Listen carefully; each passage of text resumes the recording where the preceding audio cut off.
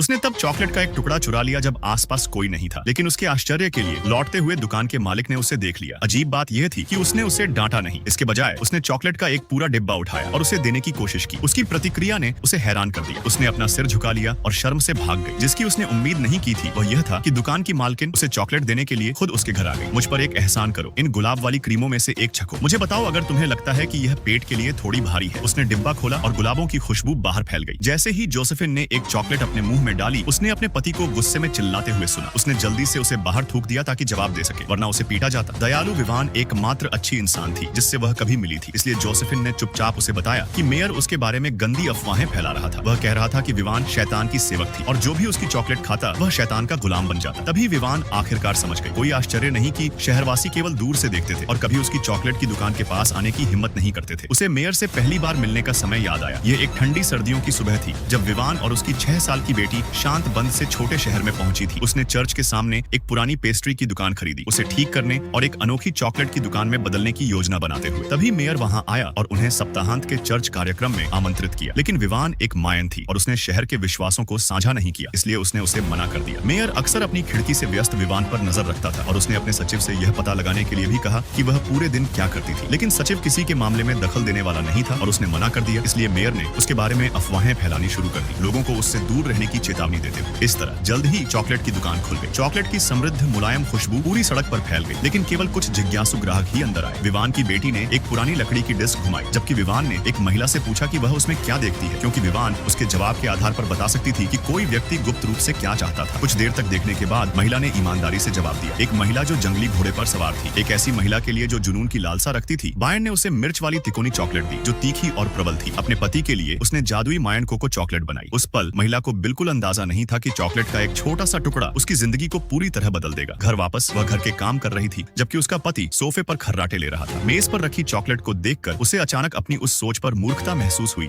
कि इतनी छोटी चीज उसकी शादी बचा सकती है। हताशा में उसने उन्हें फर्श पर फेंक दिया। बाद में उसका पति जागा और खाने की तलाश करने लगा। उसने जमीन पर पड़ी चॉकलेट देखी, एक उठाई और उसे अपने मुंह में डाल लिया। अचानक उसने अभूतपूर्व रोमांस महसूस किया। फिर उसने बाकी खा लिया और अपनी पत्नी को शौचालय साफ करते हुए देखता रहा। उसके गाल लाल हो गए और उसके सीने में एक अजीब एहसास उठा। अचानक चॉकलेट के एक छोटे से टुकड़े ने उस मीठे प्यार को वापस ला दिया जिसे उन्होंने लंबे समय से महसूस नहीं किया था। अगली सुबह जैसे ही विवान अपनी दुकान पर पहुंची, उसने जोसेफिन को दरवाजे पर इंतजार करते हुए पाया। उसने चॉकलेट चुराने की बात स्वीकार की और पैसे देने की पेशकश की, लेकिन विवान ने उससे कहा कि ऐसा कभी हुआ ही नहीं। विवान की दयालुता से प्रभावित होकर जोसेफिन ने अपना बचाव छोड़ दिया और उसे एक खूबसूरत सुनहरा डिब्बा दिया जिसे उसने चर्च से चुराया था। उसने अपना दिल खोलकर कहा कि